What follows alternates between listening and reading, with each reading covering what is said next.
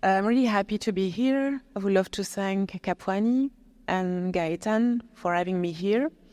I am not an economist, and I don't speak about goods or things.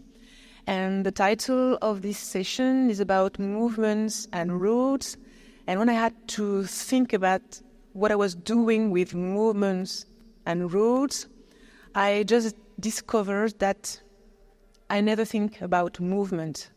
And what I would love to try with you is to wander, to walk through a kind of a imaginary map of a false movement of,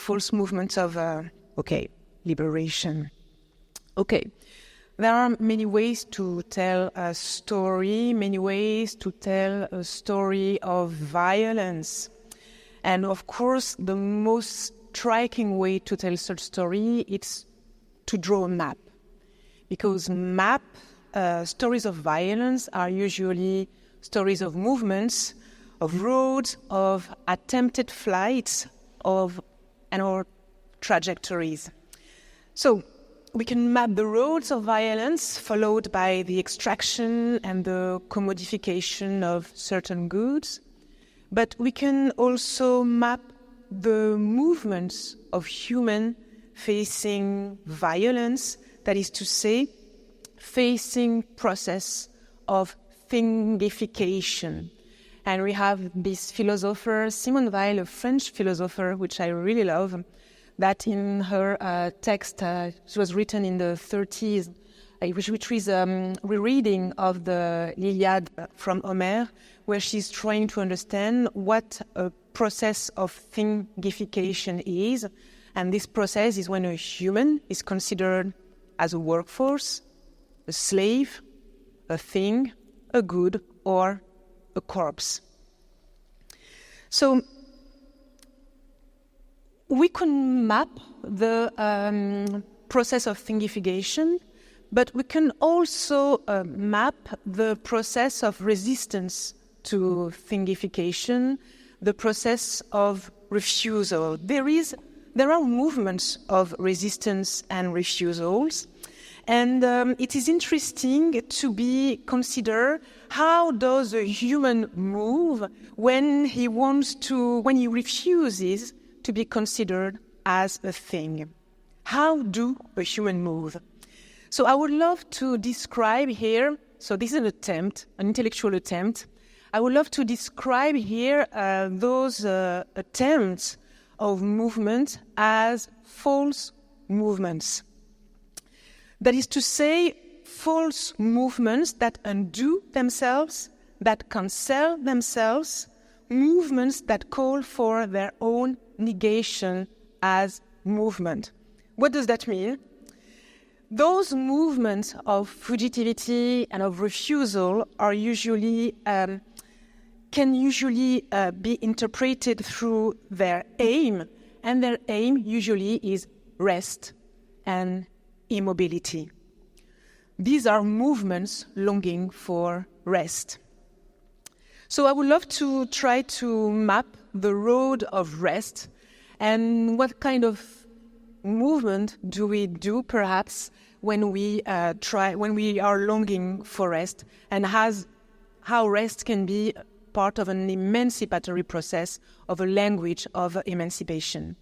And I will start with in a very bad way. I'm sorry for that, because I know that we usually think through black radical imaginations and black radical thought, rooted in the tension between Marxism and blackness, etc. But, and you can just, I'm going to be a little provocative, if you accept that. I love to think also through black conservative tradition, nationalist tradition, sometimes heavily racialist, and I'm sorry for that. But in those black conservative traditions, you have a really strong understanding of what being free means and what kind of movements you have to do. In the contemporary human sciences, especially at the end of the 20th century, through the work of Edouard Glissant, through the work of Gilroy, through the work of Stuart Hall, the idea of blackness as a utopia had to embody a movement. To be black is to be a movement, an emancipatory movement in itself. But when those thinkers were just trying to interpret the idea of blackness, they were doing it also against a black conservative narrative, trying to root blackness in a continent. And this is through staticity, through a static position. And of course, one of the biggest map that was drawn in the 20th century in the black conservative tradition was the map drawn by Marcus Garvey, which is absolutely intense, provocative, and strong. Why does the map of Marcus Garvey and his absolutely powerful company of the Black Star Line show us? What kind of map are they doing? The map they are drawing is a very specific map because in those traditions, in those black conservative traditions, there are a lot of onirical images and ideas of movement. Okay, sometimes from a more authoritarian and conservative intellectual traditions, but the refusal of thingification is always linked to a dream of rest. Dreaming of rest can be seen as a freedom dream. In this dream, movement is not cancelled, but has a specific meaning. The flight is not an indefinite movement. It has an end. We have to find a refuge, a static position, a static situation.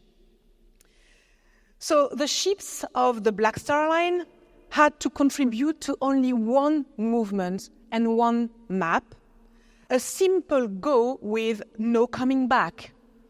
The movement is the return to Africa, to take the opposite direction of the slave ship. The slave ship was carrying men and women and slaves being things, and the Black Star Line ships must carry men and women reconstructing their genealogies by coming back home, by reinscribing themselves in the density of a history. By coming back to Africa, black doesn't mean being non-white, a human versus a thing. Black means being African, which says that race is a diasporic sign. Global blackness is a diasporic sign. Race is a diasporic sign gathering the scattered children, this is an expression from Marcus Garvey, of Africa longing for a place of refuge, a land. I would love to quote Marcus Garvey, if you allow me. This is in a strong. I didn't put the right quotation. It doesn't matter. It's you can find it in the Philosophy and Opinions of Marcus Garvey, the texts that were gathered by his wife Amy Jack Garvey. And there is a discourse that was pronounced in New York in 1924. This is a discourse at the Madison Square Garden. And Marcus Garvey says that he's talking about the Universal Negro Association, Improvement Association. So the Universal Negro Improvement Association represents the hopes and aspirations of the awakened Negro. Our desire is for a place in the world, not to disturb the tranquility of other men, but to lay down our burden and rest our weary backs and feet by the banks of the Niger, and sing our songs and chant our hymns to the God of Ethiopia. Yes, we want rest from the toil of centuries, rest of political freedom, rest of economic and industrial liberty, rest to be socially free and unmolested, rest from lynching and burning, rest from discrimination of all kinds. To go back to Africa is to take the road of rest. Africa, described in the Garvey's movement, is considered as a land of refuge for the Black people who are strangers in strange lands, USA, Europe, etc. So the language of Garvey is heavily racialist and conservative, but it allows us to understand the distinction between free movements and forced movements of flight. The possibility of rest, the possibility to stop a movement, is at the core of languages and practices of refusal. The refusal of the thingification process to escape from the possibility to be considered as a good. The sheep in the imaginary of freedom does not always embody the continuity of a movement echoing the waves of the sea, but it also embodies a longing for rest that requires the static solidity of a land. This idea of rest as a freedom dream is also at the core of other languages of liberation that are, this time, at the core of my research. But the imaginary of longing for rest is really coming in my work from the Black conservative tradition embodied by the work of Marcus Garvey, with all the difficulties, of course, but this is where it comes from. So my work focuses on a specific period of our contemporary times, the 60s. Okay, that's not so contemporary, and especially the history not of the global Blackness and the global Black traditions, but the history of Africa and especially Central Africa. And what I want to understand is what are when the people wanted to be independent, what did they reclaim through the word independence? And I would love to call those traditions of thought and political practices through an expression that transforms the words of Robin D.J. Keeley, and I would call them African radical imagination. And I think that during the 60s, the continent, the African continent, has blossomed through African radical imagination, especially through the word, not decolonization, which is a very important word for us today, but through another word which is a lot more important, the word independence. And in the word independence, you can see signs or manifestations of this language of rest. To get independence is to rest. And this idea of rest is at the core of what a freedom dream can be, and more precisely, the dream of independence could be. Because movement usually is linked to colonial violence, and I'm going to be very metaphoric. I'm sorry, these are just to open a conversation, but it would be interesting to describe the violence of a colony through the trope of the movement and to understand what is a colonial violence through the idea of forced movements, and to just see what are the concentration of forced movements that can describe what a colony is. And I would love to focus on a country which is close to me because it's a country of my father, which is the RC. So a country where I live a large part of my family. So if you want to do a little bit of history, I am not a historian, so I'm sorry for the discipline, really. But Central Africa encounters with the West started in the 15th century. And it opened, and I want to quote a Congolese historian called Isidore Ndaiwel, it opened an extraordinary cycle of violence. This is a quote from Ndaiwel. So the slave trade developed after the arrival of the Portuguese in the Congo in 1483. And the forced movements of kidnapping and enslavement, along with the drain on the labor force, destabilized local institutions and demographies. African lands were turned into a huge reservoir of manual labor, filling trade channels that were becoming increasingly international at that moment. In the Congo Basin, then, with becoming the property of the King of Belgium at the end of the 19th century, rubber exploitation led to violent forms of extractivism, That included, and I will enumerate them, destruction of villages, appropriation of land and forced displacement, massacre and mutilation of local populations, destabilization of collective life, forced labor, etc., etc. This circle of depredation are being reconfigured in our contemporary times, as Denise Ferreira da Silva said in her talk. And we must be able to reinterpret from a vital standpoint this type of violence. The life of some requires the death of others. Our societies of superabundance imply the extinction of societies that function exclusively as a reservoir of energy and material.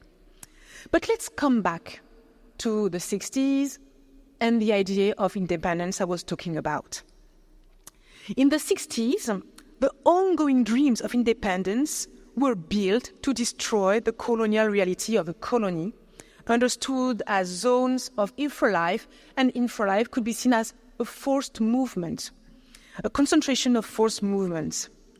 And the dreams of independence were built to prevent from the post-colonial nightmares we are living in today.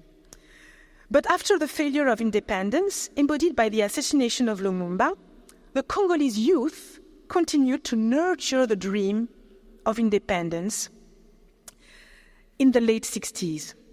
And a strange text, really strange text, was written in 1969 by revolutionary youth. This strange text, I cannot translate that in English. I will try.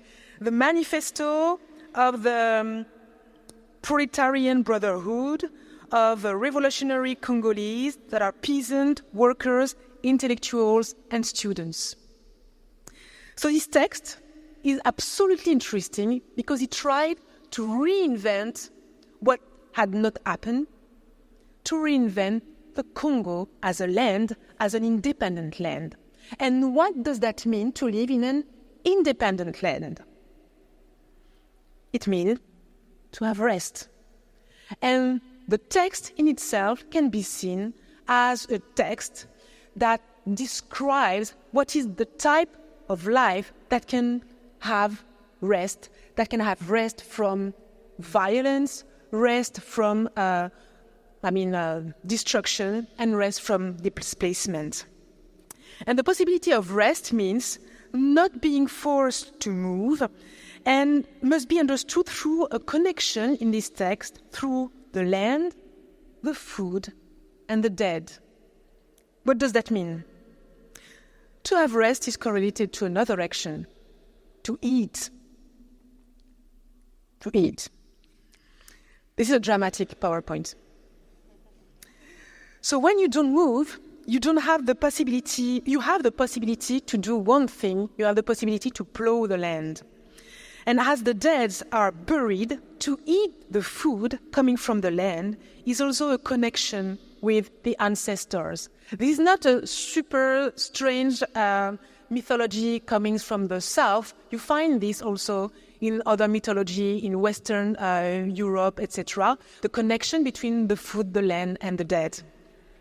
But here, what is interesting is that to rest is to be nurtured by such a connection. The movement is a destruction of this possible connection between the dead, the food, and the land. And what is interesting in this manifesto, and this will be my last word, is that this reflection on false movement I'm trying to draw becomes a reflection about food, not good, but food. That is to say, a reflection focusing on what sustains the very possibility of a human existence. So the radical imaginations of independence were dreams of food, that is to say, of sustainability, in both the physical and the spiritual sense, and to plow the land. And if you want to plow the land, you need to have rest from extractivism and forced displacement, rest from being raped and forced to leave your house or your country, rest to be socially free and unmolested, as would say Marcus Garvey. So through those radical dreams, we I think we perhaps have to think about the possibility to think of rest and perhaps of a false movement as a revolutionary option. Thank you.